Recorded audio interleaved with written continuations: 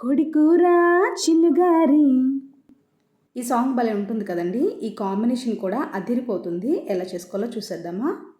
First అయితే పొట్టు మినపప్పు 6 hours నానబెట్టుకొని మంచిగా వాష్ చేసుకున్న తర్వాత కొంచెం బియ్యం వేసుకొని గ్రైండ్ చేసుకోవాలండి. ఇలా గ్రైండ్ చేసుకున్న పప్పులోకి కొంచెం సాల్ట్, ఆనియన్స్, పచ్చిమిర్చి, కొత్తిమీర వేసి కలుపుకోవాలి. తర్వాత ప్యాన్లో ఆయిల్ హీట్ అయిన తర్వాత ఇలా గారెలు వేసేసుకోవాలండి. చూసారా, ఇలా గోల్డెన్ బ్రౌన్ వచ్చిన తర్వాత తీసేసుకోవడమే. అంతే అండి, చిల్లుగారె రెడీ.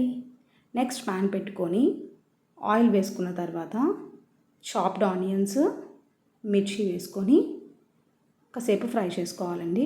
ఫ్రై అయిన తర్వాత టొమాటో వేసుకోవాలి. నెక్స్ట్ అల్లం వెల్లుల్లి పేస్ట్ వేసుకొని పచ్చివాసన పోయేంత వరకు మంచిగా కుక్ చేసుకోవాలండి. తర్వాత సాల్ట్ వేసుకొని ముందుగా వాష్ చేసుకున్న చికెన్ వేసుకొని ఒక 5 minutes అయితే కుక్ అవ్వనివ్వాలండి. ఇలా చికెన్ మంచిగా కుక్ అయిన తర్వాత 2 spoons కారం వేసి ఆ కారం పచ్చివాసన పోయేంత వరకు మగ్గించుకోవాలండి. మగ్గిన తర్వాత కొంచెం వాటర్ వేసుకొని ఒక 10 minutes అయితే కుక్ చేసుకోవాలండి. నెక్స్ట్ కరివేపాకు, కొత్తిమీర వేసి గార్నిష్ చేసుకోవడమే. అంతే అండి, కోడికూర చిల్లిగారి రెడీ. ఈ వీడియో నచ్చితే please like and do subscribe.